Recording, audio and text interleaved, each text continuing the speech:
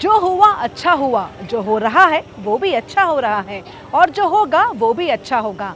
नमस्कार, स्वागत है आप सभी का आपके पसंदीदा कार्यक्रम डॉक्टर कंचन नेगी शो में, जिसका उद्देश्य है देश विदेश से विभिन्न क्षेत्रों में उत्कृष्ट कार्य कर रही शख्सियतों और संस्थाओं को आप सभी से रूबरू कराना, विभिन्न पर्यटक स्थल के साथ साथ इतिहास, विकास, विज्ञान और चर्चित मुद्दों पर जानकारियां साझा करना और साथ ही साथ सरकार की योजनाओं को आम जनता तक पहुंचाना। तो दर्शकों, आज हम आपको लेकर आए हैं कुरुक्षेत्र की एक ऐसी पावन भूमि में जहां पे श्री कृष्ण ने श्री अर्जुन जी को उपदेश दिया था। तो आइए देखते हैं क्या कुछ खास है ज्योतिर्सर में।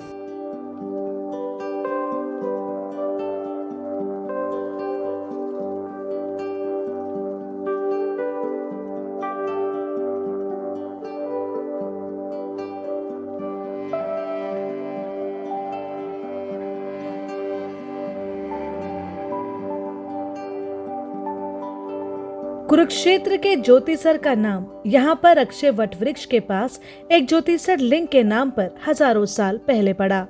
तब महाभारत का युद्ध शुरू होना था और अर्जुन अपने सामने सगे संबंधियों को देखकर मोह में पड़ गए, तो कृष्ण ने उन्हें विराट रूप दिखाकर गीता का संदेश दिया था। उन्होंने गुण, प्रभाव, स्वरूप, तत्व, रहस्य, उपासना और कर्म व ज्ञान को विस्तार से समझाया था।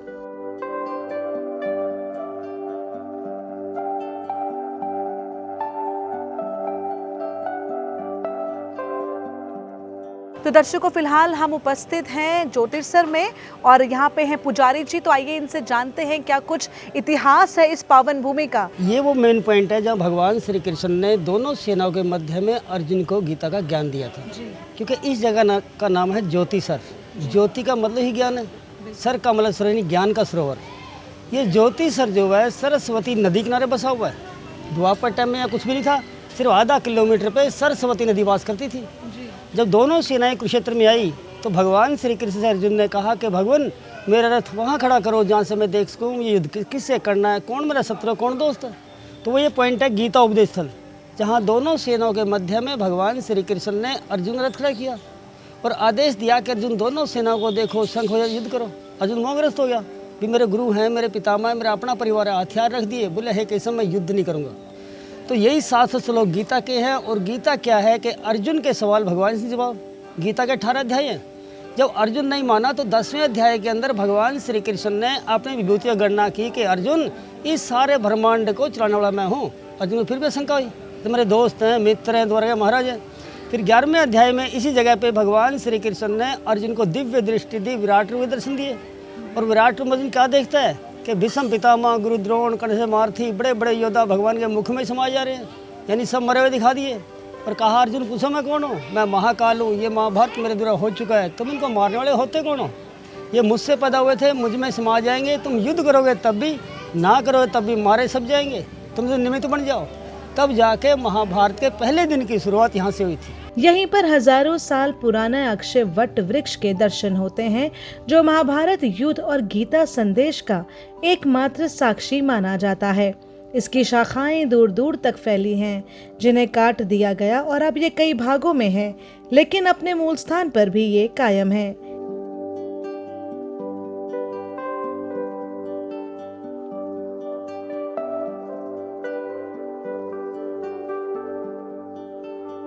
कहते हैं इसी अक्षय वट वृक्ष के नीचे करीब 5000 वर्ष पहले कौरवों और पांडवों की सेनाओं के बीच खड़े पीतांबरधारी श्री कृष्ण ने सारथी के रूप में अर्जुन को दिव्य नेत्र देकर अपने चतुर्भुज और विराट स्वरूप के दर्शन कराए थे।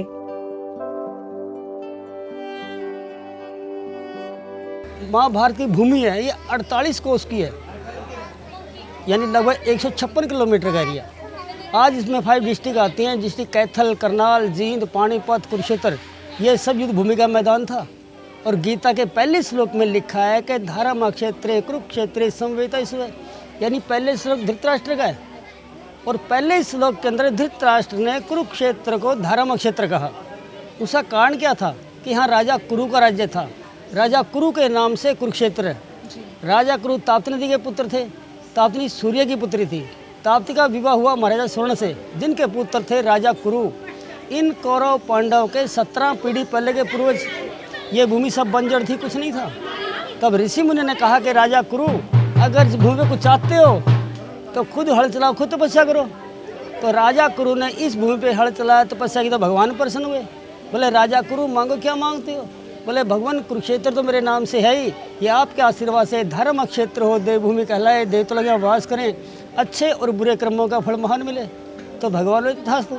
जब से वही धर्म क्षेत्र कुरुक्षेत्र और धर्म क्षेत्र बन रहा है वामन पुराण के अंदर कि गंगा जले मुक्ति वाराणसी जल स्थले कुरुक्षेत्र तीर्था मुक्ति अंतरिक्ष जल स्थले, यानी गंगा जी जल मुक्ति है, ये हम सभी लोग जानते हैं। काशी जी में जल और थल, जल में और जमीन में दोनों प्रकार से मुक्ति है। शंकर जी धाम है। कुरुक्षेत्र के अंदर तीनों प्रकार से मुक्ति है, जल में, जमीन में, अंतरिक्ष में। अगर 48 कोस की भूमि पर किसी की मृत्यु होती है तो उसकी मुक्ति अवश्य है, उसका अंतिम संस्कार हो या ना हो, उसे मुक्ति मिल जानी है। और भगवान से मालूम था कि 18 क्षणी सेना, 11 कौरवों की, 7 पांडवों की, मरना इन सभी को है। इन्हें कौन क्रियाक्रम करेगा, कौन अंतिम संस्कार करेगा?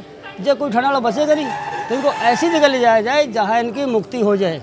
तो इसलिए कुरुक्षेत्र के अंदर और 48 कोस की भूमि पर सबको मुक्ति मिल गई थी। केवल 10 आदमी बचे थे, 5 पांडव, 6ठे भगवान श्री कृष्ण, सात्यकी, कीर्तवर्मा, कृपाचार्य, अस्थामा। और महाभारत के युद्ध आज से 5159 वर्ष पहले हुआ है। उस समय किसी को नहीं मालूम कहाँ क्या हुआ। ये लगभग 2500 साल पहले कांची पीठ से आते हुए गुरु आदि शंकराचार्य यहाँ आए, उन्होंने ध्यान लगाया, उन्होंने बताया कि ये वो अक्षयवट है जिसके से भगवान ने गीता ज्ञान दिया। ये उनकी प्रमाणिकता। पुजारी जी, यहाँ पे कितने पर्यटन आते हैं, कितने लोग आते हैं इस पावन भूमि को देखने के लिए दिन भर में? ऐसा है, आजकल गर्मी ज़्यादा है, इसलिए यात्री कम है जी। नहीं तो मेरे ख्याल हर जगह के यात्री चलता रहता है। जी जी। और आप हमारे जो दर्शक देख रहे हैं उनसे क्या कुछ कहना चाहेंगे? उनसे मैं एक ही बात कहना चाहूँगा, ये गीता की जन्मस्थली है जी। और गीता एक ऐसा ग्रंथ है जो भगवान के मुख से निकला हुआ है। और गीता ही हमारा सबसे आधार है। यहाँ का मतलब है गीता पाठ करना, गीता स्मरण करना, यहाँ का महत्व है।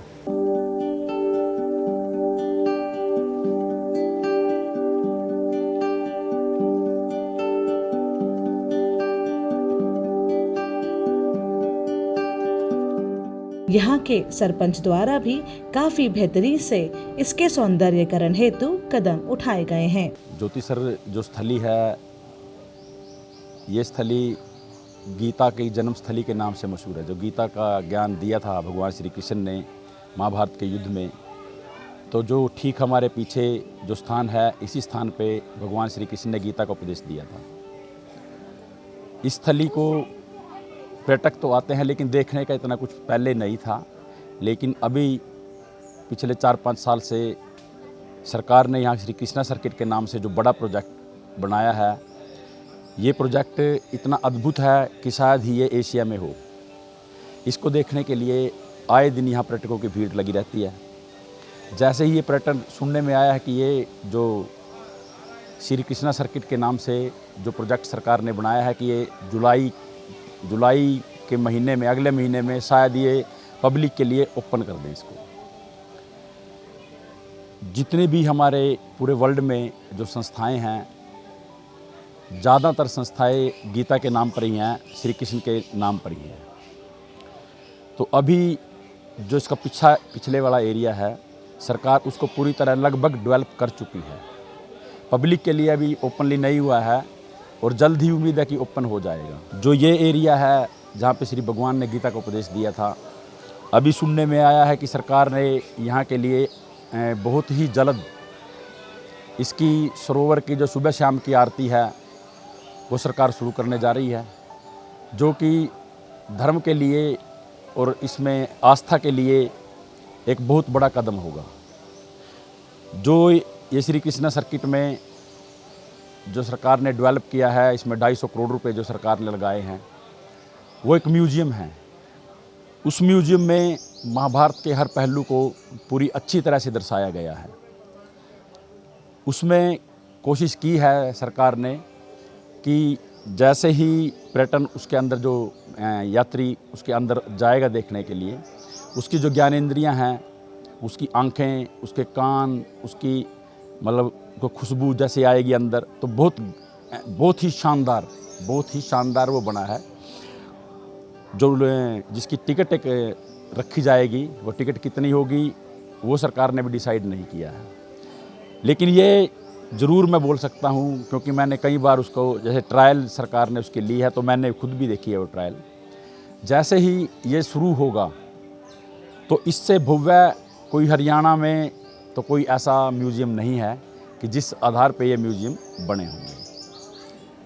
सरकार का इसकी तरफ जो इस सरोवर को और जो गीता की जन्मस्थली को जितना ऊपर ले जा रही है सरकार, जितना इसको बढ़ावा दे रही है और जो इसके लिए सरकार ने किया है, बहुत ही भव्य कदम है।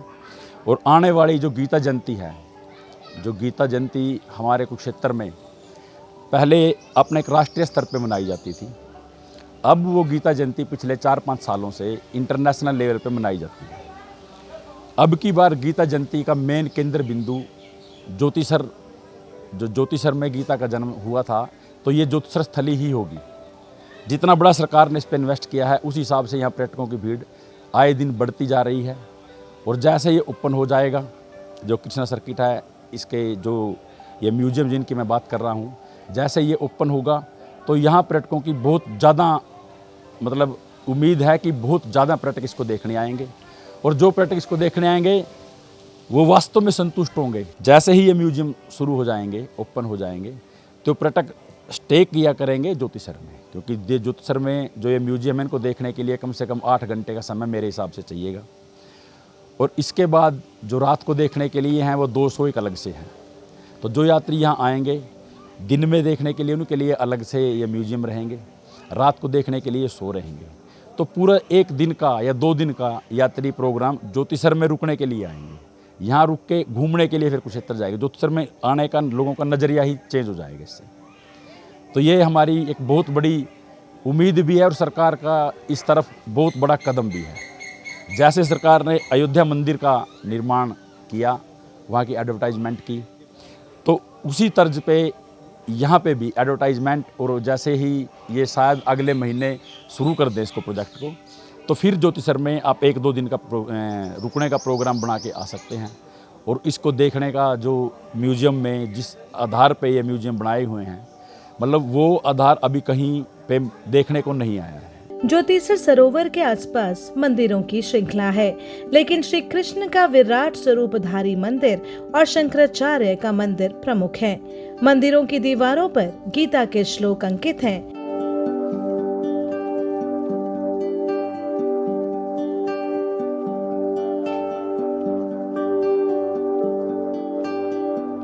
ज्योतिसर तीर्थ के सुंदर बगीचे के खुले भाग में अब रात को लाइट एंड साउंड शो का आयोजन किया जाता है। इसमें टूरिस्ट महाभारत की प्रमुख घटनाओं को देख भी सकते हैं और सुन भी लेते हैं। महाभारत के युद्ध का पूरा माहौल रचा जाता है।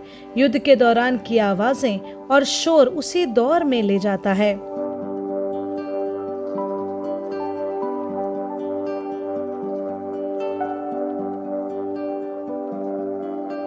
मेरा नाम रंजन कुमार है। मैं पानीपत से रहने वाला हूँ। यहाँ पे अक्सर आता रहता हूँ घूमने के लिए, ताकि मन की शांति वगैरह यहाँ पे मिलती है और यहाँ पे घूम के अच्छा वगैरह लगता है। इस बार अपनी पूरी फैमिली लेके आया हूँ घुमाने के लिए, ताकि वो भी इधर में आके इधर का देख सके।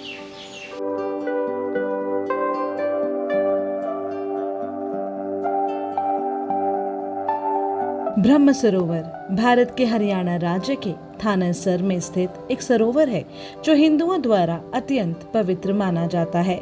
सूर्य ग्रहण के अवसर पर यहाँ विशाल मेले का आयोजन किया जाता है। इस अवसर पर लाखों लोग ब्रह्म सरोवर में स्नान करते हैं। कई एकड़ में फैला हुआ ये तीर्थ वर्तमान में बहुत सुंदर एवं सुसज्जित बना दिया गया है। कुरुक्षेत्र विकास बोर्ड के द्वारा इसे बहुत दर्शनीय रूप प्रदान किया गया है तथा रात्रि में प्रकाश की भी व्यवस्था की गई है।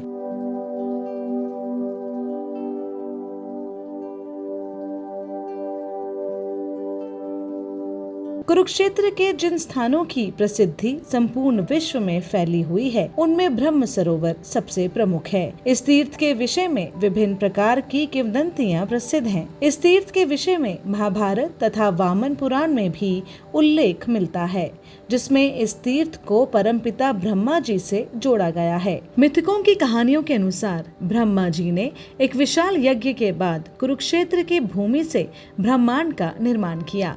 यहाँ का ब्रह्म सरोवर सभ्यता का पालना माना जाता है। सरोवर का उल्लेख 11वीं शताब्दी के अल बरूनी के संस्मरणों में भी मिलता है, जिसे किताब उल हिंद कहा जाता है। सरोवर का उल्लेख महाभारत में भी है कि युद्ध के समापन के दिन दुर्योधन ने खुद को पानी के नीचे छिपाने के लिए इसका इस्तेमाल किया था। दिसंबर की शुरुआत में गीता जयंती समारोह के दौरान एक सांस लेने वाला दृश्य दिखाई देता है, जब पानी में तैरते दीपों का गहरा दान समारोह होता है और आरती होती है। ये वो समय भी होता है जब दूर दूर से प्रवासी पक्षी सरोवर में आते हैं। सरोवर के पास बिड़ला गीता मंदिर और बाबा नाथ की हवेली का आकर्षण है। कहा जाता है दर्शकों कि यहाँ स्थित विशाल तालाब का निर्माण महाकाव्य महाभारत में वर्णित कौरवों और पांडवों के पूर्वज राजा कुरु ने करवाया था। कुरुक्षेत्र नाम कुरु के क्षेत्र का प्रतीक है।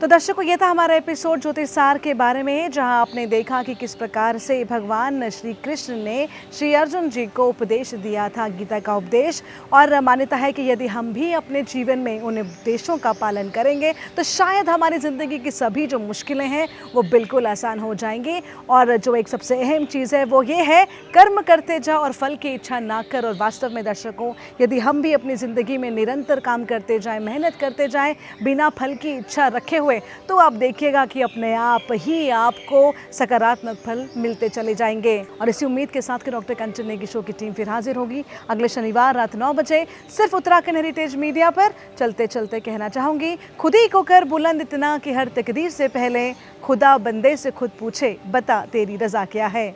नमस्कार। हम सभी जानते हैं कि आज के टाइम में इंग्लिश स्पीकिंग कितना ज़्यादा इम्पोर्टेंट है।